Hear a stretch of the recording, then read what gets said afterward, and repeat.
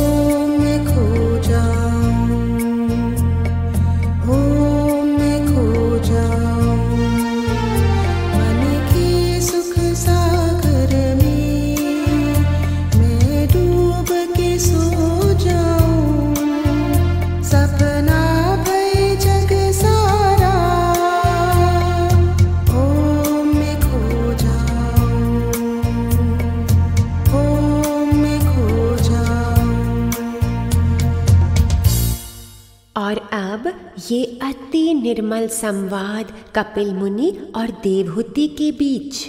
श्री चरणों में आसन लगाकर देवहूति कपिल मुनि से कहती हैं, प्रभु, ये भूखी इंद्रियां इतने विषय रस प्राप्त करके तृप्त ही नहीं होती। इनकी लालसा से मैं घोर अज्ञान से ग्रस्त हूँ। अब मुझे आपसे ज्ञान चक्षु प्राप्त हुए हैं। आप परमात्मा हैं और सूर्य प्रकाश बनकर प्रकटे हैं। आप कृपा करके इस मैं और मेरे के भाव को नष्ट कर दीजिए, क्योंकि प्रकृति को भी मैंने बहुत करीब से देख लिया और पुरुष को भी अनुभव किया है। और ये जानकर मैंने आपकी शरण ली है। आप जो सबकी रक्षा करते हैं और भीतर के संसार रूपी वृक्ष को काट डालते हैं, आपको पुनः पुनः नमस्कार हो। तं त्वागताहं शरणं शरण्यं स्वप्रेत्य संसारतरो कुठारं जिज्ञासयाहं प्रकृते पुरुषस्य नमामि सधर्मविदां वरिष्ठम्। माँ की करुण प्रार्थना सुनकर कपिल मुनि मुस्कुराए। हे माता, परम आनंद की प्राप्ति तो केवल आत्मचिंतन के द्वारा ही संभव है। ये जो मन है ना, यही बंधन और मोक्ष का कारण है। अगर तुम मन को विषयों में लगाओगी तो तुम्हें बंधन प्राप्त होगा, और जे तुम मन को योग परम पुरुष से लगाओगी तुम्हें मोक्ष प्राप्त हो जाएगा। प्राणी को चाहिए कि ब्रह्म विद्या का ज्ञान सुनकर वह अभ्यास और वैराग्य के द्वारा हृदय में भक्ति को भर कर एक आत्मा का दर्शन करे, जो कैवल्य है, जो निरंतर सत्य है, स्वयं ज्योति है, प्रकृति से परे है। तदा पुरुषात्मानं केवलं प्रकृते परं निरन्तरं स्वयं ज्योतिः अणिमानम् अखण्डितं ज्ञानवैराग्ययुक्तेन भक्तियुक्तेन चात्मना परिपश्यति उदासीनं प्रकृतिं च हतौजसम्। सबसे सुंदर मार्ग तो अनन्य भक्ति का मार्ग है। और साधक जन, आइए सत्संग की महिमा स्वयं निराकार के मुख से सुने। विवेकी लोग किसी भी वस्तु या व्यक्ति से संग करने को ही, किसी में आसक्ति रखने को ही बंधन मानते हैं, परंतु जे तुम वही संग संतों के साथ करो, वही आसक्ति सतगुरु के साथ रखो, तो वह तुम्हारे लिए मोक्ष का खुला द्वार हो जाता है। परंतु ये साधु किस प्रकार के होते हैं? उनकी पहचान क्या है? उनकी पहचान केवल बाहर के वेश से नहीं है। बाहर से तो वे हमारे जैसे साधारण दिखते हैं, लेकिन उनके आत्मिक लक्षण तो देखिए। सहनशील, करुणा से भरे हुए, शांत स्वभाव, सबके मित्र और किसी के प्रति भी शत्रु भाव न रखने वाले, सरल स्वभाव, सत्पुरुषों का सदा मान करने वाले। मेरे में उनका प्रेम अनन्य है और उनकी भक्ति दृढ़ है। उन्हें कोई सत्य के निश्चय से हिला ही नहीं सकता। मेरी प्राप्ति के लिए तो वह सारी ममताएं त्याग सकते हैं। तितिक्षवा कारुणिका सुहृदा सर्वदेहिनां अजात शत्रवा शान्ता साधवा साधुभूषणा मयि अनन्येन भावेन भक्तिं कुर्वन्ति ये दृढा मृत्कृते त्यक्तकर्माणः त्यक्त स्वजन बांधवा। संत हरि कथा में मग्न रहते हैं, सत्संग में सत्य ज्ञान का श्रवण करते हैं और उनके द्वारा अपनी आत्मा का चिंतन करके अपने को तार देते हैं। देवहूति फिर प्रश्न करती हैं, हे प्रभु, आप कृपा करके बताइए कि अगर हम विचार द्वारा प्रकृति के बंधनों से छूट जाएं, तो क्या ये संभव है कि आगे चलकर फिर हमें वह प्रकृति के बंधन घेर लें? प्रभु प्यारे कहते हैं, चित्त को फिर एकाग्र करने से प्रकृति के बंधन स्वयं ही धीरे धीरे हटने लगते हैं। तुम्हें कुछ त्यागना नहीं पड़ता। जो अपनी आत्मा से युक्त है, ऐसे पुरुष का प्रकृति कुछ नहीं बिगाड़ सकती। फिर कपिल मुनि वह मार्ग बताते हैं जिस पर चलकर साधक सिद्ध हो जाते हैं।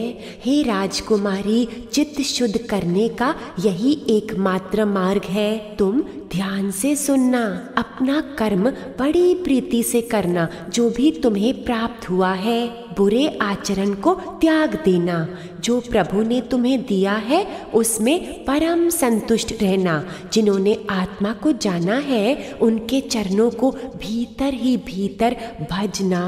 धर्म के मार्ग में कामनी कंचन कीर्ति से बचना, परंतु निष्काम कर्म को कभी नहीं त्यागना। ये तुम्हें सुंदर सत्य का दर्शन कराएगा। शुद्ध आहार ग्रहण करना जितना उचित है, एकांतवासी होना, मन वचन और कर्म से किसी की हिंसा नहीं करना, किसी की किसी भी वस्तु में मन नहीं रखना, अपने शरीर निर्वाह के लिए वस्तुएं इस्तेमाल करना, अपनी रहनी बिल्कुल साधारण रखना, काम वासना से खुद को बचाना, तप में रहना, शास्त्रों का अध्ययन करना, देवों को जप और यज्ञ द्वारा पूजना, जितना हो सके मौन में रहना, हमेशा शरीर को श्रेष्ठ आसन में बिठाना, प्राणायाम करना, इंद्रियों को विषयों से हटाकर अपने हृदय में केंद्रित करना, श्री हरि की लीला कथाओं का आनंद लेना,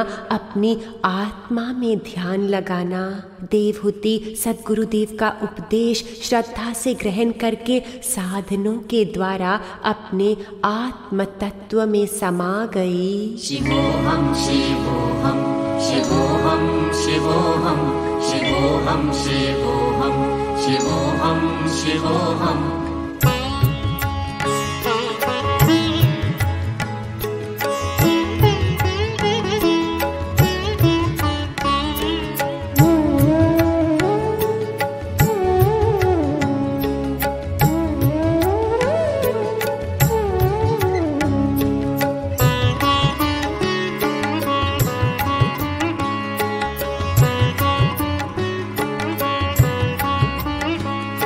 शिवोहम शिवोहम शिवोहम शिवोहम शिवोहम शिवोहम शिवोहम।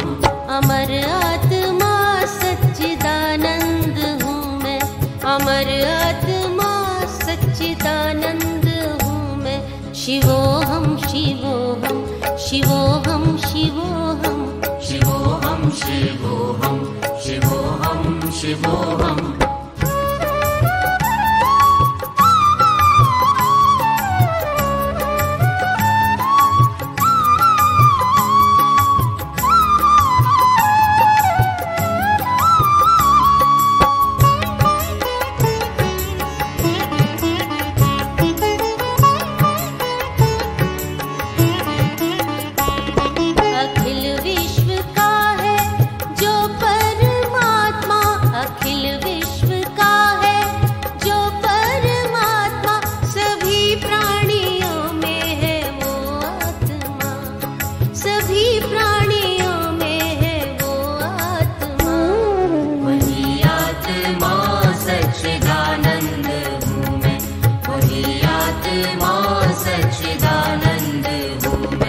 शिवोहम शिवोहम शिवोहम शिवोहम शिवोहम शिवोहम शिवोहम शिवोहम।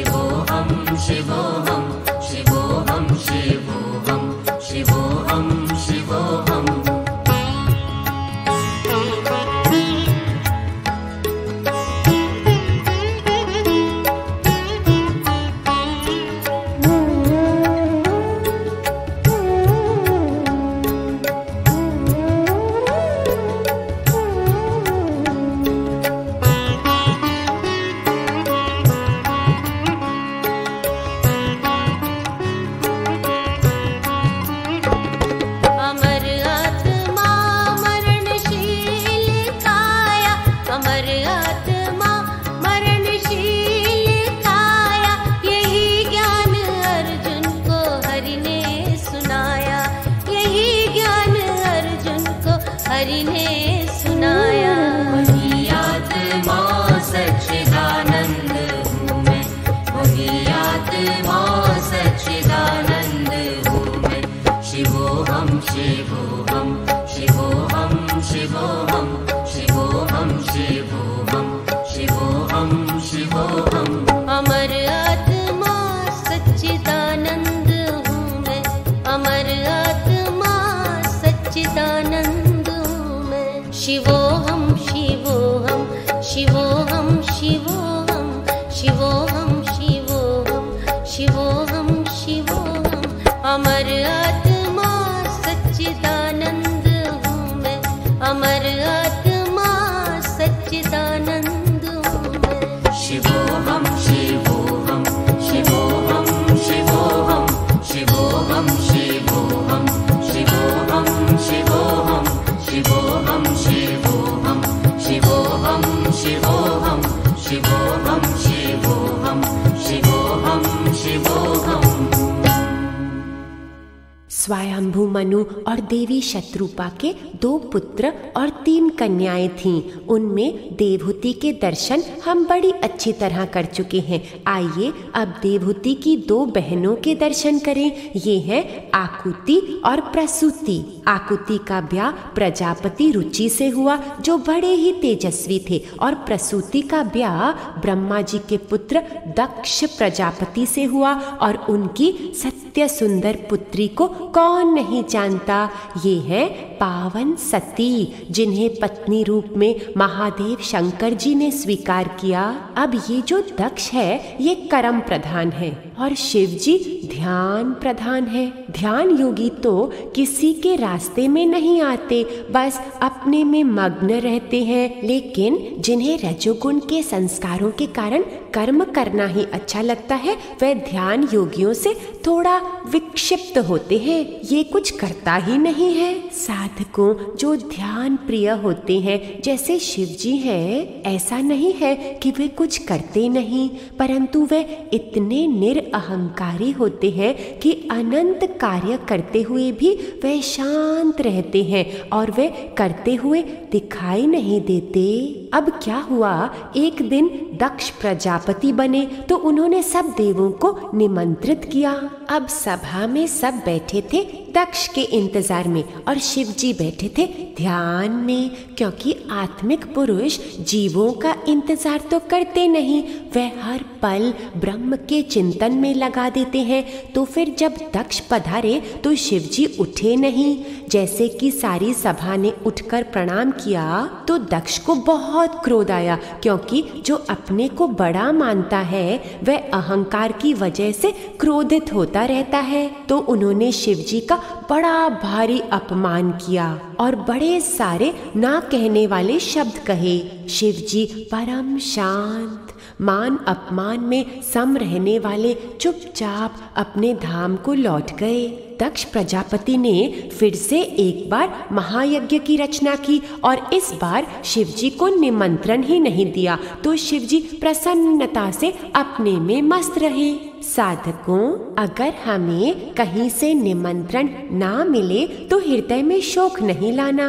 अपने घर जैसा सुख और कहीं नहीं है, और अपने घट में आत्मदेव सदा निमंत्रण देकर ही बैठे हैं। आओ अपने निजी धाम में लौट आओ, यहाँ तुम्हें संपूर्ण सुख प्राप्त होंगे। एक दिन सती ने देखा कि सारे देवी देवता सज धज कर अपने सुंदर विमानों पे चढ़कर कहीं जा रहे हैं। तब उन्होंने जाना कि मेरे पिताजी ने ही इतने बड़े यज्ञ की रचना की है। वह शिव जी से प्रार्थना करने लगी, हे वामदेव, इस समय आपके ससुर दक्ष प्रजापति के यहाँ बड़ा भारी यज्ञोत्सव हो रहा है। यदि आपकी सहमति हो तो हम भी चले। शिव भगवान ने कहा, परंतु साध्वी, हमें तो निमंत्रण नहीं आया ना। सती ने कहा, क्या पिता के घर जाने के लिए निमंत्रण चाहिए? फिर शिव जी ने सती को वह बात बताई जो पहले लीला हो चुकी थी। सती, तुम कह सकती हो कि आपने प्रजापतियों की सभा में पिताजी का सम्मान क्यों नहीं किया? ये सारे बाहर के कर्म करना, अपने आसन से उठकर नमस्कार करना, मित्र जानकर हाथ फैलाकर आगे बढ़ना, आदर दिखाना ज्ञानियों के द्वारा भी किया जाता है, परंतु जीवों को नहीं, लेकिन जीव के हृदय में बसे हुए जो परमेश्वर हैं उनको। सबके घट की आत्मा वासुदेव है, मैं भी उन्हीं को प्रणाम करता हूँ। दक्ष ने ये नहीं जाना, तुम भी ठीक कहती हो कि पिता के घर बिना निमंत्रण के जा सकते हैं, लेकिन उस स्थिति में नहीं जहाँ वे आपसे नाराज हों। जो हमें श्रद्धा से बुलाए नहीं वहाँ हमें कभी नहीं जाना चाहिए। ये उत्तम ज्ञान बताकर शिवजी मौन हो गए, लेकिन सती का मन डोलने लगा। कभी तो भगवान शिव की सत्यता में लौट आती, कभी फिर पिता के घर जाने की इच्छा प्रकट होती, लेकिन ममता जीत गई और सती चल पड़ी। तब शिवजी ने नंदी और अपने प्यारे कई सेवकों को उनके साथ भेज दिया। माँ और बहनें तो गले लगी, परंतु दक्ष ने सती की ओर देखा तक नहीं। सती ने देखा कि भगवान रुद्र का यज्ञ में कोई भाग न रखा गया था और दक्ष जानबूझकर उन्हें अपमानित करते जा रहे थे। तब पावन देवी ने हृदय से भरी सभा में ये सत्य कहा, हे पिताजी, आपके सिवा अहंकारी कौन हो सकता है जो शिव भगवान जैसे महात्मा का अपमान कर सके। भगवान शंकर सर्वोच्चतम स्वामी है, वह सभी जीवों की प्यारी आत्मा है, सबका तत्व स्वरूप है और हर प्रकार के द्वैत भाव से रहित है। हे ब्राह्मण, आप जैसे लोग आत्मिक गुणवानों में भी दोष देख सकते हैं, और एक शिव भगवान है जो तुम जैसे विकारी जीव को भी निर्दोष आत्मा जानते हैं। अरे तुम उनसे विमुख हुए हो जिनके नाम के 2 अक्षर शिवा एक बार भी उच्चारने से मनुष्य के अनंत पाप कट जाते हैं। जो सारे संसार का मित्र है, तुम उसी के शत्रु बन गए, उन चरणों से दूर हो गए जिन चरणों में से महान भक्त रूपी भौरे अमृत मधुपान तो करते ही हैं, लेकिन आर्थी पुरुष भी मनचाही वस्तुओं को प्राप्त कर लेते हैं। हे प्रभु, हे दयाल, मेरे मालिक आप हैं। आप माने या न माने, मेरे साहिब आप हैं। हे प्रभु, हे दयाल, सांस लेती हूँ तो यूं महसूस होता है मुझे। सांस लेती हूँ तो यूं महसूस होता है मुझे, जैसे मेरे दिल की हर धड़कन में शामिल आप हैं। हे प्रभु, हे दयाल, हम नहीं जो लाख तूफानों से टकराना पड़े। हम नहीं जो लाख तूफानों से टकराना पड़े। मैं वो कश्ती हूँ कि जिस कश्ती के साहिल आप हैं। हे प्रभु, हे दयाल, मेरे मालिक आप हैं। आप माने या न माने, मेरे साहिब आप हैं। हे प्रभु, हे दयाल।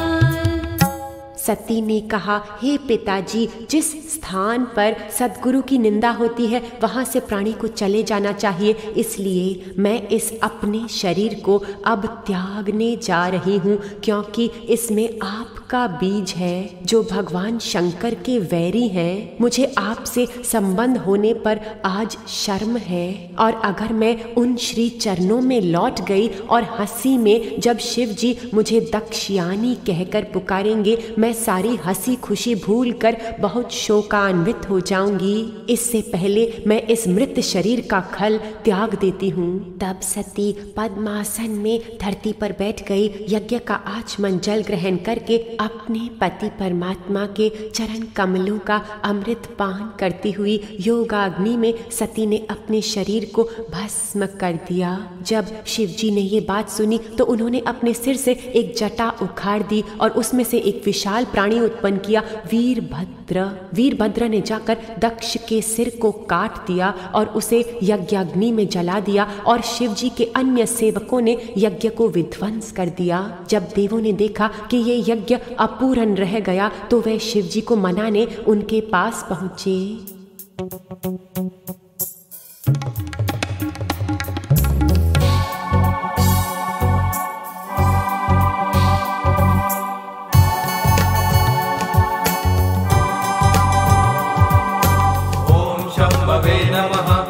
नमस्ते अस्तु भगवन् विश्वेश्वराय महादेवाय त्र्यंबकाय त्रिपुरांतकाय त्रिकालाग्निकाराय कालाग्निरुद्राय नीलकंठाय मृत्युंजयाय सर्वेश्वराय सदाशिवाय श्रीमन्महादेवाय नमः। ओम शंभवे नमः।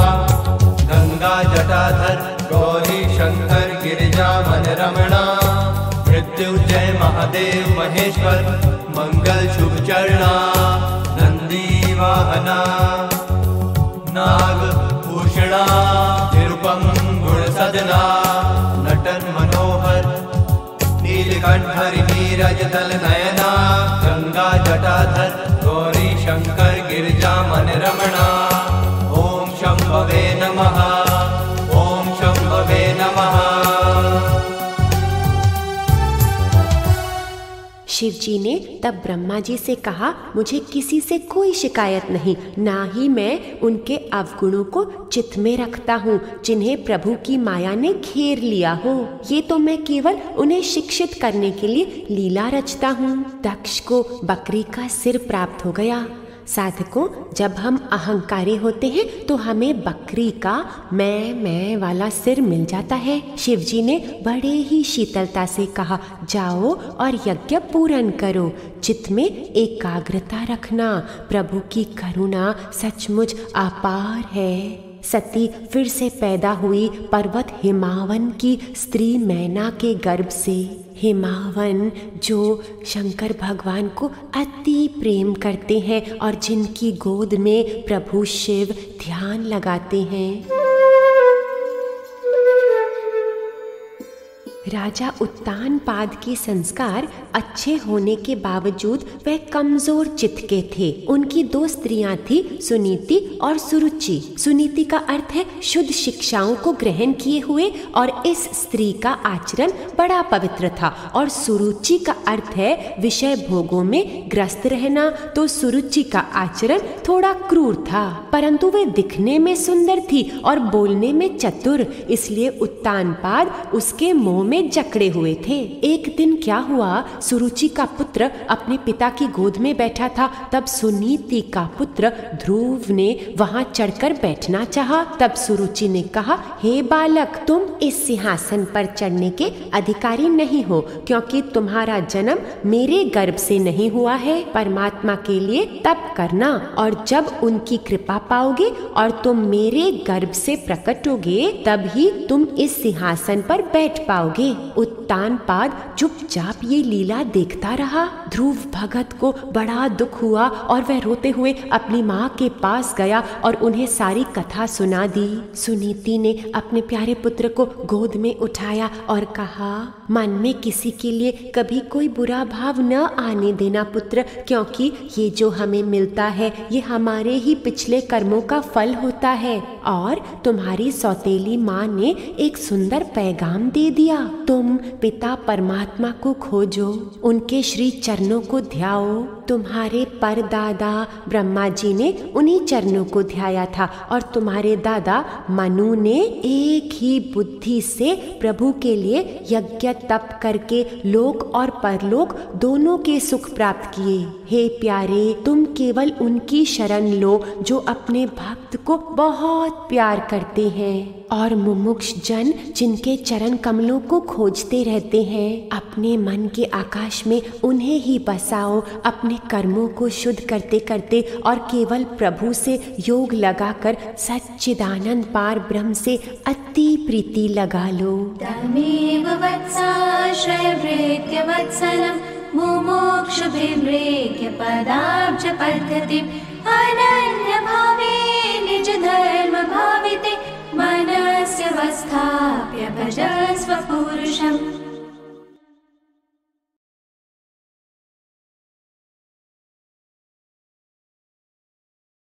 माँ के मुख से पावन वचन सुनकर ध्रुव जी प्रभु की खोज में निकल पड़े। तब नारद जी उनके पास आए। पुत्र, तुम बालक हो और ये जो परमात्मा तत्व है ये तो बड़े बड़े साधन ध्यान करने पर भी ऋषियों को भी प्राप्त नहीं होता, इसलिए तुम घर लौट जाओ।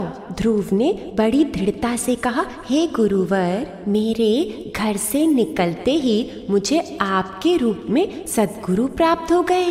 सब जानते हैं बिन हरि कृपा मिले नहीं संता। अब आप कृपा करके मुझे प्रभु प्राप्ति का श्रेष्ठ मार्ग बताइए। नारद जी ने कहा, तुम्हारी माँ ने तुम्हें परम कल्याणकारी मार्ग पर लगा दिया। भगवान वासुदेव ही वह मार्ग है और वही उस मार्ग की मंजिल है, इसलिए उन्हें अनन्य मन से भजना। अब तुम यमुना किनारे जाना, फिर पद्मासन लगाकर प्राणों को स्थिर और शुद्ध करने के लिए प्राणायाम करना, फिर अपने में ही अपना ध्यान केंद्रित करना, इस परम पवित्र मंत्र का जाप करना, ओम नमो भगवते वासुदेवाय।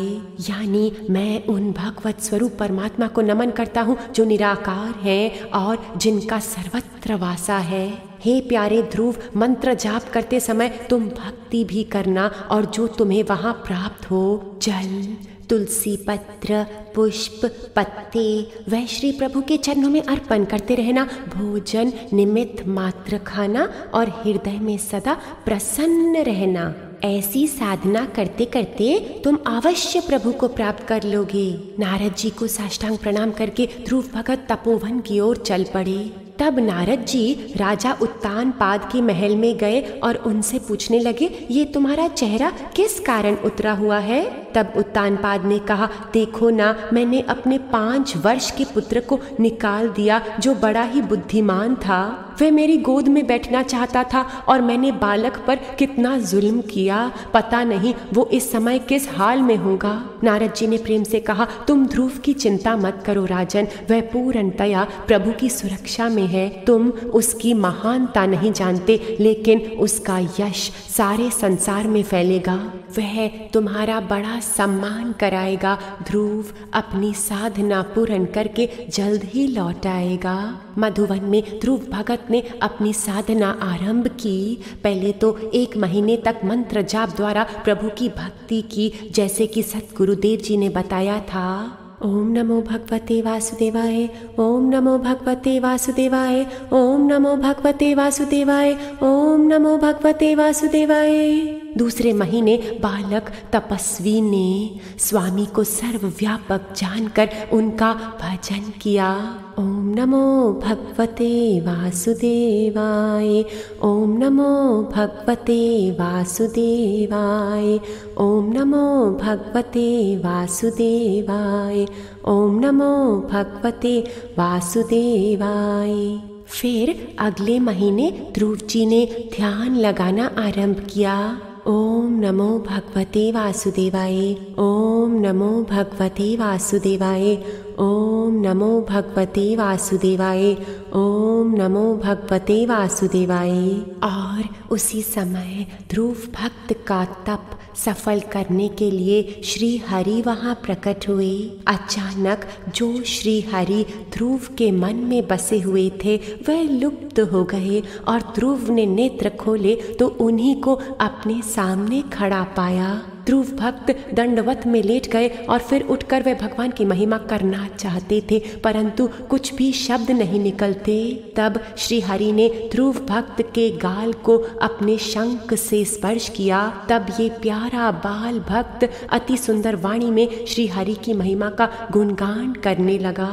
आप ही स्वतंत्र पुरुष है, परम विशुद्ध और सर्वज्ञ, सनातन, सर्व गुणों से सुसज्जित। आप सर्व ब्रह्मांड से परे होते हुए भी उसकी पालना करने के लिए विष्णु रूप में प्रकट होते हैं। अब आगे इस प्रार्थना की सुंदरता तो देखिए। भगवान भक्त के सामने है, फिर भी वह भक्त अपने अंतर्यामी की स्तुति गा रहा है। हे प्रभु, आप सर्वशक्ति संपन्न हैं। आप ही मेरे अंतःकरण में अपने तेजस से दिव्य वाणी को सजीव करते हैं। फिर ध्रुव भक्त कहते हैं, मैं आपकी शरण लेता हूँ। जो आपको परमानंद के रूप में भजते हैं उनकी दृष्टि में आपके चरण कमलों की प्राप्ति ही एकमात्र वरदान है। फिर भी हे स्वामी, जैसे कि एक गऊ अपने बछड़े की इतनी प्रेम से रक्षा करती है, उसी तरह आप अपने इच्छाओं से भरे हुए भक्तों को भी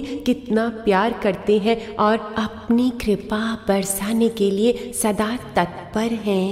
हरि हरि हरि हरि नारायण ओम, गोविंद नारायण ओम, गोपाल नारायण ओम, गोविंद नारायण ओम, गोपाल नारायण ओम, गोविंद नारायण ओम, गोपाल नारायण ओम।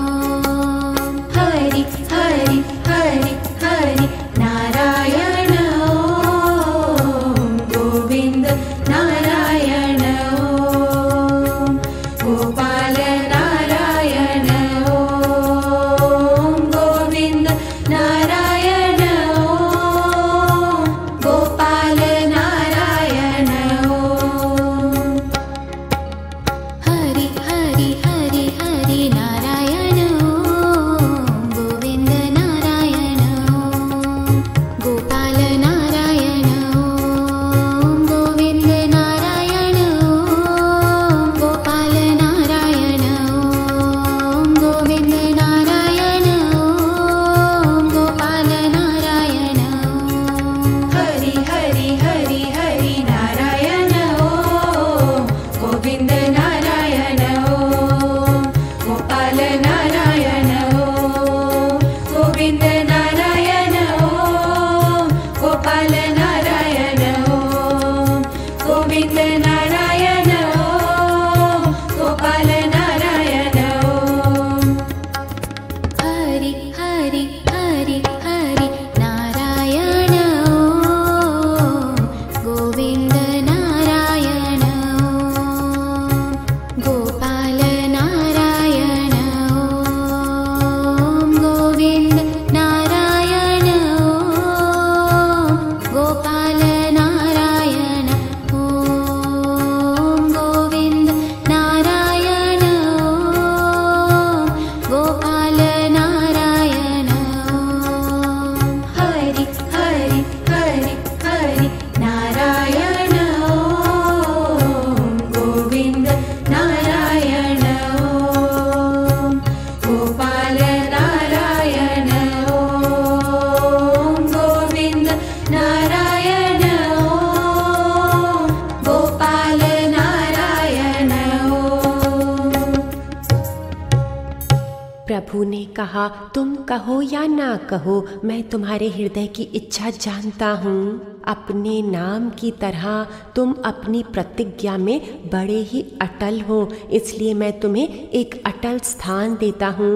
जो कृपा आज तक किसी ने भी नहीं प्राप्त की है। ये स्थान पूरे ब्रह्मांड का केंद्र है। आकाश के सारे नक्षत्र इसी से बंधे हुए हैं। तुम उस ध्रुव लोक को प्राप्त करोगे, लेकिन उससे पहले तुम्हारे पिताजी साधना के लिए चले जाएंगे। तब तुम धर्म में स्थापित होकर बहुत काल तक राज्य करोगे। तुम्हारा सौतेला भाई जब मृत्यु को प्राप्त होगा, तब तुम्हारी सौतेली माँ का भी शरीर शांत हो जाएगा। तुम जानते हो ना कि यज्ञ मेरा अपना स्वरूप होता है, इसलिए तुम बड़े महान यज्ञों की रचना करोगे जिसमें तुम्हारा दान अनंत होगा।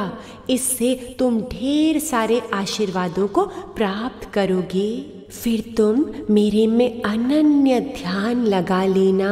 आखिर में तुम मेरे परम धाम को प्राप्त होगे, जिसमें प्रवेश करने से मनुष्य पुनः इस लोक में लौटकर नहीं आता। तब प्रभु अंतर ध्यान हो गए। अब जब ध्रुव भक्त घर लौट रहे थे, तब उनका चित्त पूर्णतया प्रसन्न नहीं था। मैं प्रभु से चित्त की शुद्धि मांग लेता, मोक्ष दाता से मोक्ष प्राप्त कर लेता। प्रभु ने तो मुझे दीर्घ काल तक नाशवान पदार्थ की प्राप्ति करा दी। अगर मैं सर्वोच्चतम वस्तु का भाव रखता तो प्रभु मुझे अपनी आत्मा का दर्शन करा देते। उत्तानपाद ने ध्रुव के लौटने पर उसका बड़ा सत्कार किया। ध्रुव ने दोनों माताओं को प्रणाम किया। भाई गले लगकर मिला और सारे नगरवासी बड़े हर्षित हुए। तब से ध्रुव को सारे ही लौकिक सुख प्राप्त हुए, क्योंकि हरि का दर्शन करने से धन धान्य ऐश्वर्य सारे ही स्वतः प्राप्त हो जाते हैं। जब राजा वन को चले गए, तब ध्रुव ने सिंहासन प्राप्त कर लिया। ध्रुव बड़ा हुआ, उसका ब्याह हुआ और सुंदर संतानें हुईं। उत्तरा ध्रुव का सौतेला भाई एक दिन शिकार खेलने गया तो वहाँ एक यक्ष के हाथों मारा गया और उसकी माँ सुरुचि भी उसके शोक में चली गई। तब ध्रुव के चित्त का अज्ञान फिर ऊपर आ गया और वह यक्षों से युद्ध करने निकल पड़ा। भयंकर युद्ध हुआ। ध्रुव ने कईयों का वध कर दिया। युद्ध इतना बढ़ गया, तब साध पुरुष प्रार्थना करने लगे। ध्रुव के दादाजी स्वयंभू मनु के चित्त में करुणा भर आई कि कितने साधारण जीवों का संहार किया जा रहा है। वह वहां प्रकट हुए और ध्रुव से कहने लगे, इन पुण्यात्माओं का वध करके तुम पाप क्यों कमा रहे हो? ये तो धर्म ना हुआ और ना ही ये कर्म तुम जैसे भक्तों को शोभा देता है। बचपन में तो तुमने साक्षात श्री हरि के दर्शन किए थे। तुम्हें चाहिए कि तुम सभी को उनके सत्य बताओ। प्रभु तुमसे प्रसन्न तब होंगे जब तुम बड़ों के प्रति आदर भाव रखोगे, छोटों के लिए करुणा भाव रखोगे और अपनी बराबरी वालों के प्रति मित्रता का भाव रखोगे। जब सब जीवों में तुम समता का भाव रखोगे, तभी तुम्हें सत्य की प्राप्ति होगी। तितिक्षया करुणया मैत्र्या चाखिल जंतुषु समत्वेन च सर्वात्मा भगवान् संप्रसीदति। कुबेर के इन सेवक यक्षों ने तुम्हारे भाई को नहीं मारा। ये जन्म और मृत्यु श्री हरि की ही लीला है। अब तुम पुनः साधना करो पुत्र और क्रोध को त्याग दो, क्योंकि ये क्रोध हर आशीर्वाद से वंचित कर देता है। और तुम कुबेर से क्षमा मांगो, क्योंकि महात्माओं के प्रति अपराध करने से हमारा कल्याण कदाचित नहीं हो सकता। जब कुबेर ने जाना कि ध्रुव पश्चाताप में लगे हुए हैं, तब उन्होंने ध्रुव को बड़े आशीर्वाद दिए। हे शुद्ध हृदय वाले राजकुमार, तुम्हारा कल्याण हो। सर्व बंधनों से मुक्त होने के लिए प्रभु की उपासना करो और तुम मुझसे वरदान मांगो, क्योंकि तुम श्री हरि चरणों के समीप रहने वाले हो। तुम अवश्य वरदान प्राप्ति के योग्य हो। तब ध्रुव ने कहा, हे स्वामी, आप मुझे निरंतर प्रभु की स्मृति का वरदान दीजिए, जिससे मनुष्य सहज ही भाव से पार हो जाता है। पावन आशीर्वाद पाकर ध्रुव योग के अभ्यास में लग गए। अपनी इंद्रियों को जीतकर वह ध्यान में लीन हो गए और निर्गुण ध्यान करते करते समाधिस्थ हो गए। फिर सुनंदा और नंदा प्रभु के पार्षद वास्तव में उनके अपने ही स्वरूप ध्रुव भगत को ब्रह्म धाम में लेने के लिए आए और ध्रुव उत्तम लोकों की ओर जाते हुए देखते हैं कि उनकी माँ सुनीति भी एक दिव्य विमान पर चढ़कर ब्रह्म धाम की ओर जा रही है। इस तरह ध्रुव उत्तानपाद के पुत्र, जिन्हें केवल श्री भगवान का ही आश्रय था, दिव्य नूर से चमकने लगे तीनों लोकों का आभूषण बनकर। इति उत्तानपदा पुत्रो ध्रुवा कृष्ण परायण अभूत्रयाणां लोकानां चूड़ामणिरिवामला।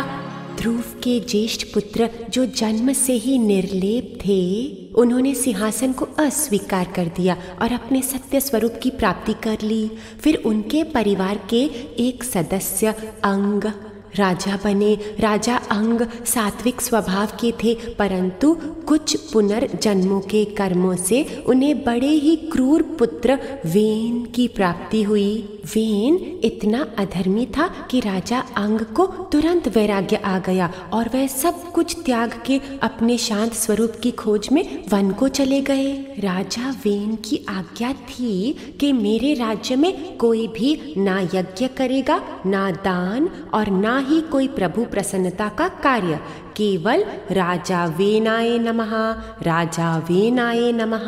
साधक जन जानते हैं ना कि जब सत्कर्म नहीं होते तो सारे दुष्ट भाव घेर लेते हैं। ऐसे ही फिर राज्य को शत्रु घेरने लगे। तब नगर के महात्माओं ने सभा बुलाकर कहा, अब हम दोनों तरफ से मारे गए, नगर में दुष्ट राजा और सारे ओर शत्रु।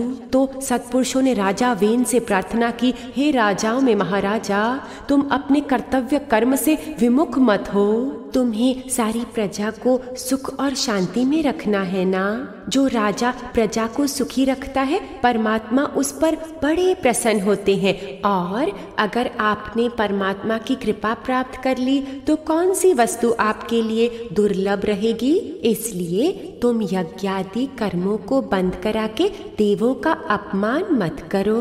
परंतु वेन के नस नस में अहंकार था, मैं ही परमात्मा हूँ और मैं ही तुम सब की पालना करने वाला हूँ। ये यज्ञ रूप कौन है, यज्ञ पुरुष कौन है जिनकी तुम सदा महिमा करते रहते हो। जो नगरी का राजा होता है उसके भीतर ही सारे देव होते हैं, तुम्हें उसी का पूजन वंदन करना चाहिए। तो जब राजा वेन ने गुरुजनों की वाणी को भी अनसुना कर दिया, उसका सारा वैभव जाता रहा और सबकी बद्दुआओं के कारण उसकी मृत्यु हो गई। अब वहाँ कोई भी राजा नहीं रहा तो बड़ी डकैतियां होने लगी।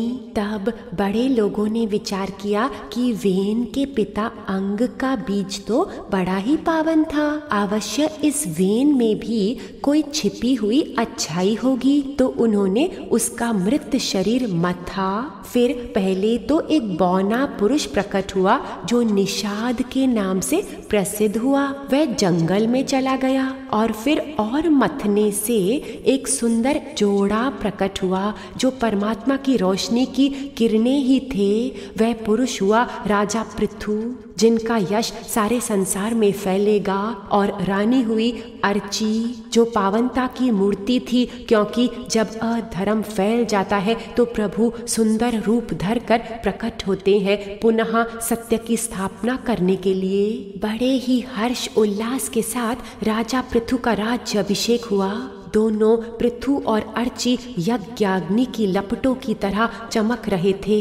सभा ने उन दोनों की बड़ी महिमा गाई। तब राजा पृथु ने कहा, महिमा तब गाना जब तुम्हें कुछ सुंदर प्राप्तियां हों। जो आदरणीय लोग होते हैं वह लोगों को अपने शरीर की महिमा करने की आज्ञा नहीं देते। मैं साधारण व्यक्ति हूँ और तुम सबको 100 मुख ले करके प्रभु की स्तुति करनी चाहिए, जिनके ज्योतिर्मय चरित्र को कोई अंधकार नहीं छू सकता। विठला हरि विठला, विठला हरि विठला, विठला हरि विठला, विठला हरि विठला, जय जय विठला।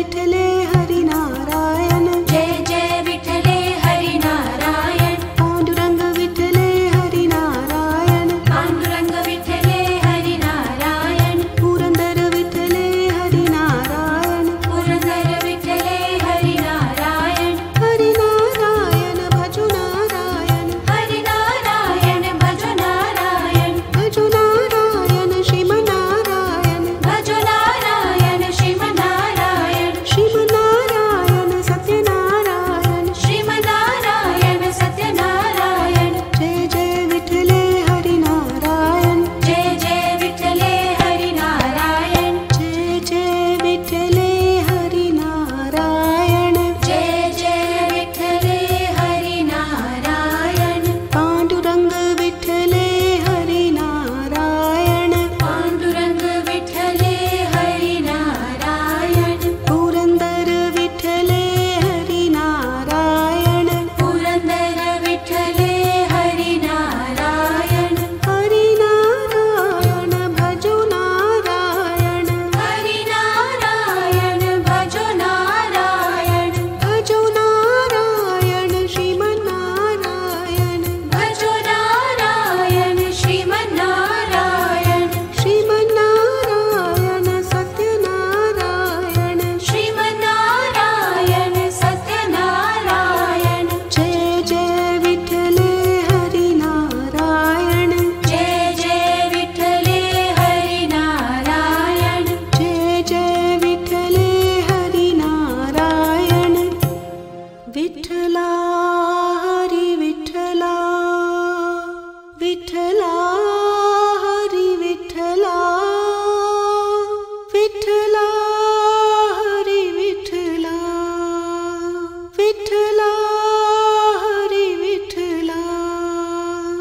ये शुद्ध वाणी सुनकर सब लोग प्रसन्न हो गए। फिर राजा पृथु ने हर तरह से सबको तृप्त किया। चारों वर्ण के लोगों को, ब्राह्मणों को, अपने सारे सेवकों को, मंत्रियों को, प्रजा को और अफसरों को। क्या हुआ था कि राजा वेन ने धरती पर इतने अत्याचार किए थे कि धरती ने सारी पुष्टि की वस्तुएं देना ही बंद कर दिया था और अन्न की कमी होने के कारण सारे लोग भूख प्यास से परेशान थे। तो पहले तो राजा पृथु ने धरती माँ को आज्ञा दी कि तुम भरपूर अन्न और रस युक्त आहार प्रकट करो, लेकिन धरती ने नहीं माना। वह पूर्णतया सूख कर बैठी थी। बड़े ही प्रयत्न से राजा ने धरती से सारी सत वस्तुएं प्राप्त कर ली। फिर धरती को अपनी पुत्री जानकर प्यार किया। सबकी शांति के लिए और धरती माँ का धीरज लौट आए, इसलिए राजा ने 100 अश्वमेध यज्ञों की रचना शुरू की। अब जब इंद्र ने सारी तैयारियां देखी तो वह परेशान हो गया कि ये राजा मुझसे भी महान हो जाएगा, क्योंकि इसने इतनी श्रद्धा भक्ति से यज्ञ आरंभ किए हैं। श्री हरि अवश्य इनके यज्ञों में प्रकटेंगे, सारी ही दिव्य शक्तियों को लेकर के। तो इंद्रदेव यज्ञ की तैयारियों में विघ्न पे विघ्न डालने लगे और जब आखिरी यज्ञ रह गया था तो इंद्र ने अश्वमेध का घोड़ा ही चुरा लिया। लेकिन प्रभु नारायण अपने प्यारे भक्त की भक्ति से इतने प्रसन्न थे कि वह स्वयं उस यज्ञ में प्रकट हुए, साथ में इंद्रदेव को लेकर के। और भगवान राजा पृथु से कहने लगे, इस इंद्र ने तुम्हारे यज्ञों में बड़ी बाधाएं डाली है, परंतु इस समय ये क्षमा मांगने आया है। तुम अवश्य इसे क्षमा दान दे दो, इससे तुम्हारा चित्त और भी शुद्ध हो जाएगा। तब प्रभु को नमस्कार करके राजा पृथु ने इंद्रदेव को गले से लगा लिया। अश्रु पहुँचते हुए उन्होंने उन सर्वोच्चतम पुरुष का दर्शन किया जो सबसे सुंदर है। जब भगवान ने राजा पृथु को वर मांगने के लिए कहा तो राजा ने कहा, हे विश्वात्मा भक्त वत्सल प्रभु, मैं आपसे क्या मांगूं? तुच्छ विषयों का वरदान मांगना तो दूर, मुझे तो आपसे मोक्ष पद की भी इच्छा नहीं। बस आप मुझे अनंत दिव्य कान दीजिए ताकि मैं आपकी आपकी महिमा का गुणगान सुनता रहूं, अपने कानों के डोनों में भरता रहूं। आपके चरण कमलों का अमृत जो आपके प्रिय भक्त जनों के हृदय के भीतर से बहता है। हे पवित्र कीर्ति प्रभु, आपके चरणों के अमृत से भरा हुआ जो प्राण वायु संतों के मुख से निकलता है वही काफी है। हमें अपनी आत्मा की पहचान कराने के लिए वही काफी है। हम जैसे गिरे हुओं को उठाकर पुनः सत्य मार्ग पर लगाने के लिए सत्संग ही काफी है। इसलिए हमें और कोई वरदान नहीं चाहिए। सर्वोत्तम श्लोक महन्मुखच्युतो भगवत्पदाम्भोजसुधा कर्णानिल स्मृतिं पुनर्विस्मृततत्त्ववर्त्मना कुयोगिनां नो वितरत्यलं वरे। राजा ने कहा, साधक यज्ञ करते हैं प्रभु प्राप्ति के लिए और प्रभु आप स्वयं मेरे यज्ञ में प्रकट हुए और महान देव इंद्र भी आ गए। मैंने संपूर्ण यज्ञों के फल को प्राप्त कर लिया। श्री हरि ने कहा, तुम्हारे भाग्य बड़े हैं जो तुम्हारा चित्त सत्य से भरा है। इससे मेरी दुस्तर माया को सहज ही तुम उल्लंघन कर जाओगे। इसलिए सदा मेरी आज्ञा में रहना, क्योंकि जो प्रभु इच्छा को समर्पण होते हैं उन्हें हर जगह शुभ प्राप्तियां होती हैं। आइए साधक जन, हम भी अपने कल्याण के लिए, महान आत्माओं के आशीर्वाद प्राप्त करने के लिए, प्रभु का पावन प्रेम प्राप्त करने के लिए सर्वत्र वासुदेव की आरती गाएं। ओम नमो भगवते वासुदेवाय। ओम नमो भगवते वासुदेवाय। नारायणं निराकारं नरवीरं नरोत्तमं नरसिंहनागनाथं च त्वं वन्दे नरकान्तकम्। ओम नमो भगवते वासुदेवाय। ओम नमो भगवते वासुदेवाय। पीताम्बरं पद्मनाभं पद्माक्षं पुरुषोत्तमं पवित्रं परमानन्दं त्वं वन्दे परमेश्वरम्। ओम नमो भगवते वासुदेवाय। ओम नमो भगवते वासुदेवाय। वामनं विश्वरूपं च वासुदेवं च विठ्ठलं विश्वेश्वरं विभुं व्यासं त्वं वन्दे वेदवल्लभम्। ओम नमो भगवते वासुदेवाय। ओम नमो भगवते वासुदेवाय। गोविन्दं गोकुलानन्दं गोपालं गोपीवल्लभं गोवर्धनोधरं वीरं त्वं वन्दे गोमतीप्रियम्। ओम नमो भगवते वासुदेवाय। ओम नमो भगवते वासुदेवाय। मुरारिं माधवं मच्चिं मृदुन्दं मुष्टिमर्दनं मुञ्जकेशं महाबाहु त्वं वन्दे मधुसूदनम्। ओम नमो भगवते वासुदेवाय। ओम नमो भगवते वासुदेवाय। जनार्दनं जगन्नाथं जगज्जड्य विनाशकं ज्योतिषां च परं ज्योति त्वं वन्दे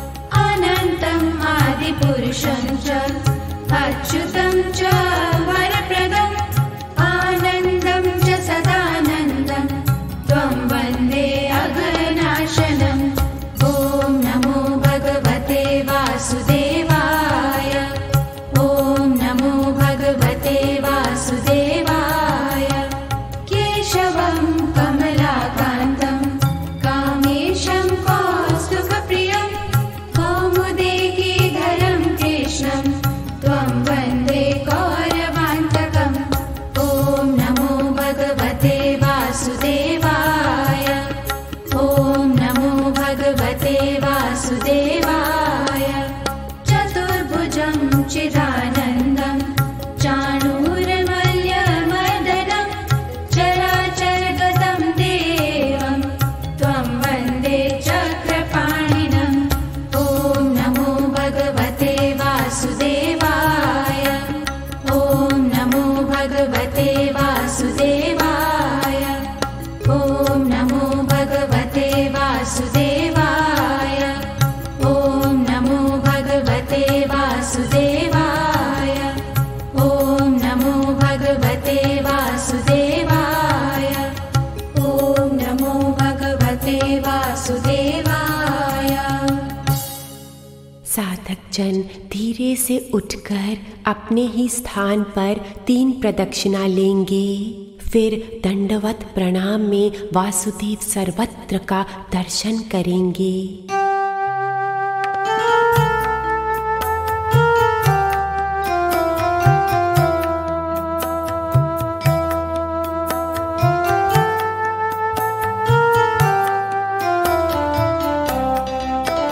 हरे कृष्णा कृष्ण कृष्ण हरे हरे।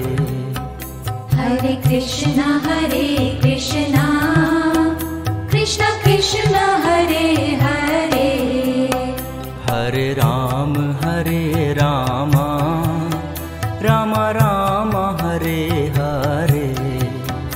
हरे राम राम राम राम हरे हरे। हरे कृष्णा कृष्ण कृष्ण हरे हरे। हरे कृष्ण कृष्ण कृष्ण हरे हरे। हरे राम राम राम हरे हरे। हरे कृष्ण कृष्ण कृष्ण हरे हरे। हरे कृष्ण कृष्ण कृष्ण